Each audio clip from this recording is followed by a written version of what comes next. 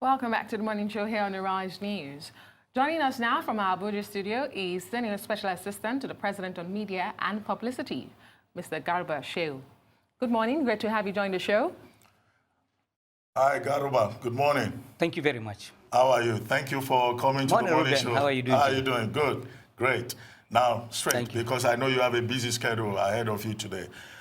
This whole issue about the President's Certificate saga. We just had Kaude Ajulo Esquire here, and he was saying that, the drama that has developed around this is absolutely unnecessary because the president doesn't even need to go all the way to wherever to present a WAEC certificate because within the provisions of the law, he doesn't have a problem. So what is this drama all about? Is there something we do not know that we should know as Nigerians?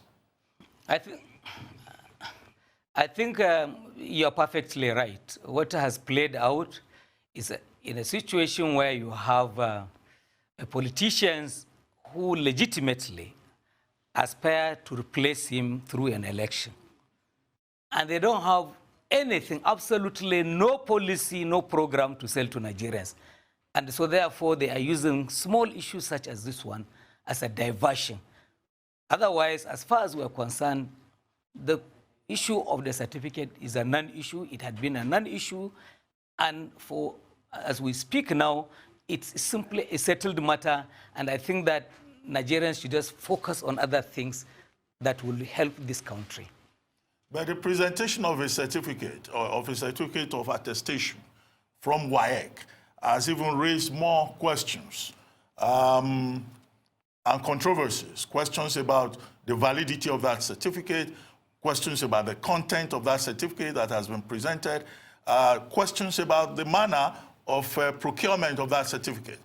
With WAEC saying, the presidency asked for the certificate, and you saying the president never asked, that it was, WAEC going on a charity mission to make that presentation.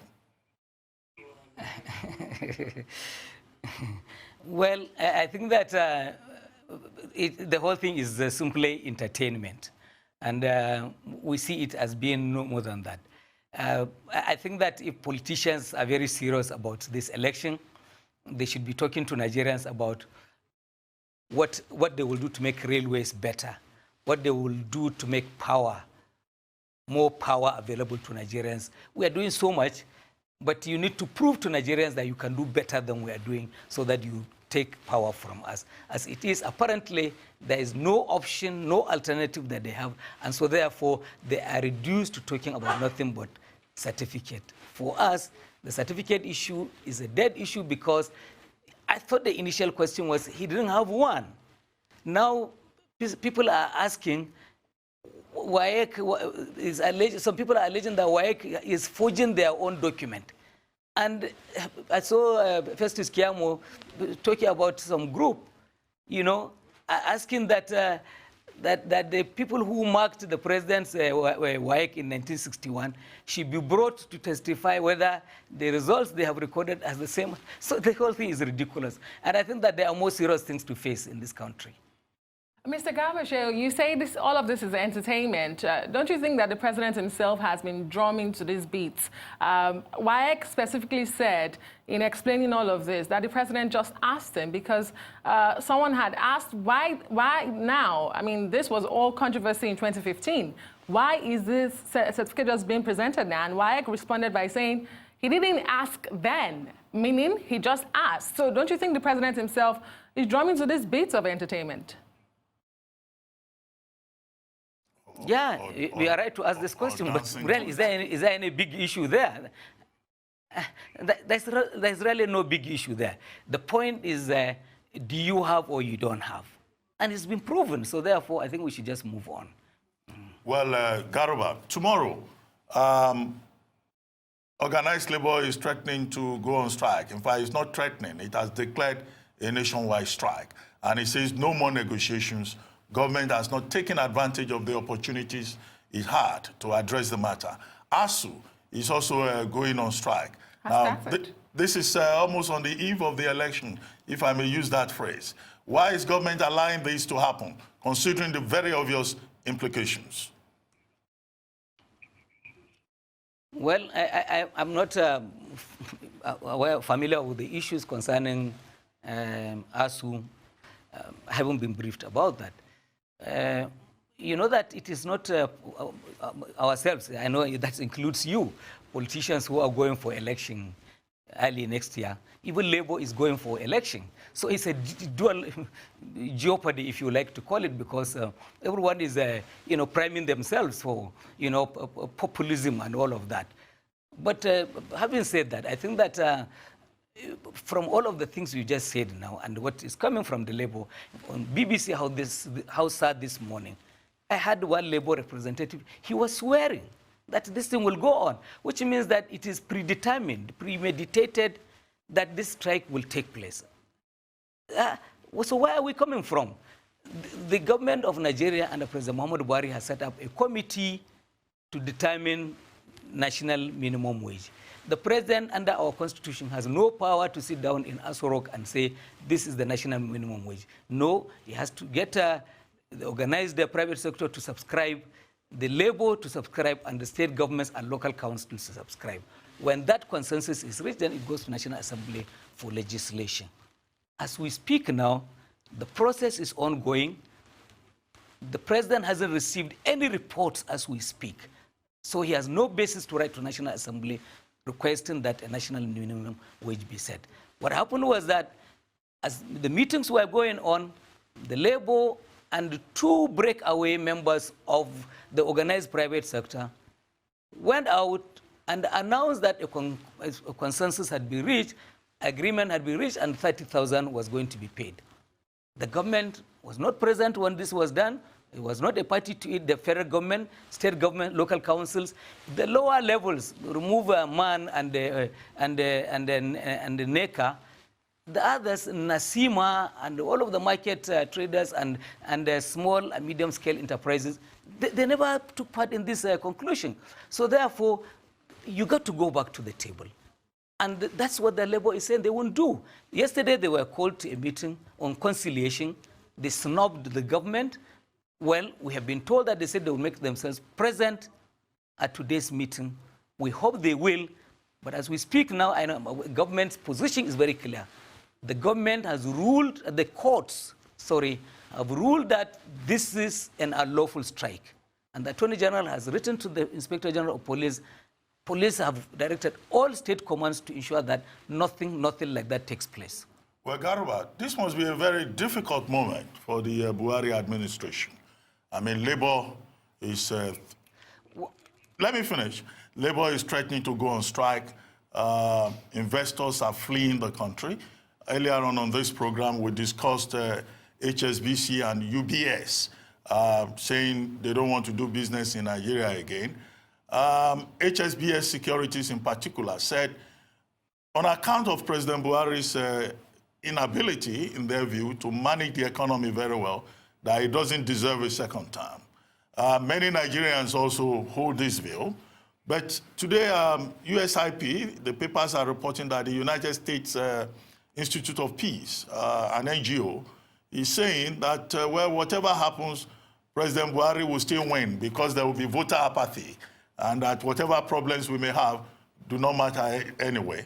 What's your take on all of these interconnected issues?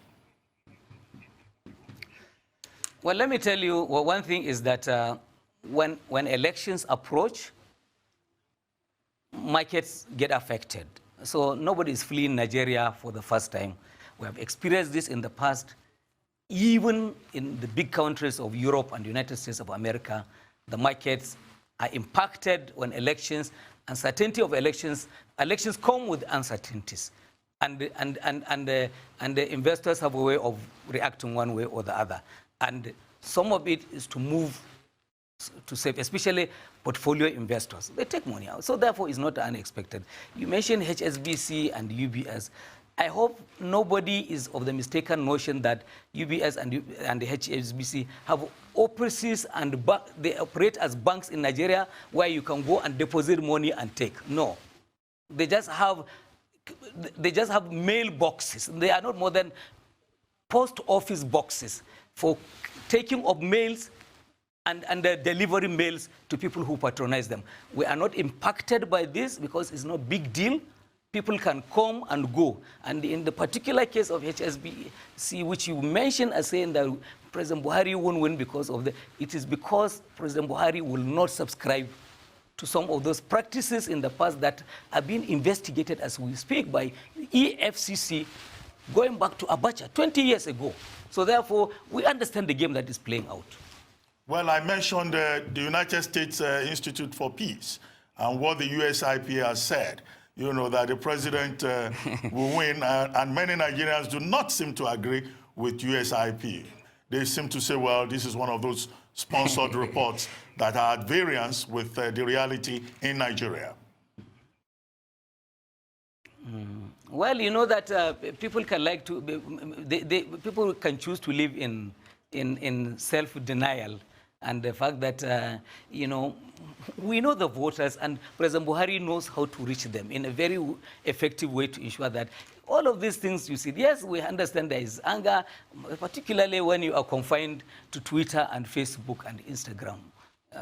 A lot of people who are angry and they take their anger to those platforms. But we have huge millions. In fact, rice farmers alone can put Buhari back in office. 12 million rice farmers are out there, and they're extremely happy with what we're doing. In a matter of months, we'll see how that plays out. Mr. Garba Shehu, let's move on to protest. What is the position of your administration on Nigerians protesting? Because I ask, looking at the chronicles of some of the protests we've seen, it seems as if your administration is repugnant to people carrying out their basic rights of protest. Talk about the Mumu Don't Do, bring back our girls who were all tear-gassed. And now we are having the Shiites. What's the position of your government on Nigerians protesting? No, it is a right protected by the Constitution. And please, let it not be, this not be, this is taken where it doesn't belong to. Under this administration in the last 3.5 years, you had protests almost on a daily basis in the city center in Abuja. And the requirement of the law is that, yes, you are free to carry out street protest, but please go to the police so that you and them, you mark out the streets you wish to follow, and then they protect you as you undertake this. They're not even supposed to harass you. But where you have people who say they don't recognize the police, they don't even recognize the authority of the federal government, they don't recognize the sovereignty of the Federal Republic of Nigeria, you have a problem. You mentioned the Shiites. Please help us to make one clarification. There are millions and millions of Shiites in Nigeria who have absolutely no problem with the Nigerian federal government, and they don't have any problem with the authorities, and they're carrying on their own legitimate duties and identities and ways of worship in the country. You are dealing with IM and the Islamic movement of Nigeria, which is a grouping of some men and women within the Shiite community who have chosen this path, which is that, you know, all of the things that we are seeing, you know, burning of police vehicles and the pelting the army and all of that. So really, I think that even Ruben, you have to go back to your introductory speech when you said that something like the war against or the killings against Shiite is not exempt. Please check the records and you see that someone probably is deliberately being provocative. And they are setting themselves on war path. This country has tolerated much of this over time, and it would seem that government is in danger of allowing a new terrorist culture to evolve. I'm careful in saying this because this country faces not only domestic challenges with our security, but challenges that even come from abroad. Well, you know, one of the things, for example. Yeah, one of the things the president promised when he came to office was that he was going to deal with the issue of security. And a lot of people were optimistic, given his background as a soldier. But, you know, the security problem of Nigeria seems to have worsened under his watch. No, I don't agree with you that it has worsened. New challenges have come. At the time he ran for office, major problem confronting Nigeria was that a terrorist group, Boko Haram, had actually carved out a republic out of our own border. 2 countries in one. They had their flag, their system of taxation, their system of law, and they never were loyal to the Federal Republic of Nigeria. As we speak now, you know that even the United Nations has given commendation to the administration of President Muhammadu Buhari for successfully pushing, confining this terrorism to a tiny corner of this country, and that itself is being dealt with. New challenges have come. Farmers, herdsmen, challenges have always been with the country pre-colonial times, and they had gone up and down over time. And we had seen an escalation, and thank God, look at all of the efforts that have gone in. You know, look at Benue, for instance, which had been the epicenter. Communities are going back to where they had been displaced, and the army isn't involved in shooting anymore in Benue, but they are constructing boreholes and doing blown-up bridges and the patching up roads. Can you explain to us what the president means when he says the government will not tolerate hate speech, and if anybody indulges in hate speech, the government will deal with such persons? Kadi Ajulo earlier on this program was saying, well, this is political season. Let us hope this is not an attempt by the presidency or the government to clamp down on persons of other political persuasions different from that of the ruling party. No, Ruben, you know that political speech, canvassing for vote, and in any case, the opposition is entitled to say, we're not doing well. Because the day the opposition party says, you have scored A, then they have no reason to go for contest. They have no so, but the thing is that hate speech is different. And when Nigerians, when the entire world talks about hate speech, everyone knows what they are talking about. We want to avoid a situation where people will be, like you know, the synagogue thing in United States. Because you don't like Jews, you just take your gun and just, because people are whined and mobilized to do this kind of things. Rwanda didn't just fall from the sky. It happened because people have been charged and recharged in order to see the enmity in the other ethnic group, and then it happened. And all of the things we are seeing in this country now, you know that really much of it is also proceeding. I'm talking about particularly this enmity, intercommunal violence that is rocking many parts of the country. It's hate speech that is being driven. In fact, one interesting thing that happened lately, you know that there was a convergence of opinion by the Christian Association of Nigeria, the Office of the National Security Advisor, on the causes of the recent mayhem in Kaduna, in which more than 50 persons were killed. It was all determined that hate speech, false news, anyway, on the social Garuba, media. we'll have to let you go. We'll have to let you go. But before you leave, with all the crisis in the APC arising from the primaries and also the conflict between the National Working Committee of the party and some of the governors, do you think that President Buhari still stands a chance? Or do you think, you know, it will be his chances will be heavily damaged by the crisis, the conflict, the divisions within the APC? No. I think there's a fence mending is ongoing. And as you can see, the president usually would have liked to allow party run their own thing so that he, you know, stays on the matters of state. But of late, you can see he's hands-on, really. He is there trying to resolve some of these crises. And I think we are narrowing the differences. Now, you are dealing with explosions in as many as 8, 9 states. I guess now you are dealing with the explosions in 2 states. And even those ones, in the coming days, you see men and women holding hand to hand, walking the streets as being friends. This too will be resolved. Well, we hope so. Thank you very much, Garba Shehu, presidential spokesperson. Yeah. Thank you for coming to the morning show. Well, it's now time for a short break on the morning show. When we return, we'll have the Arise News analyst, Emmanuel Efini, join us with a review of the top stories on today's newspapers. Stay with us.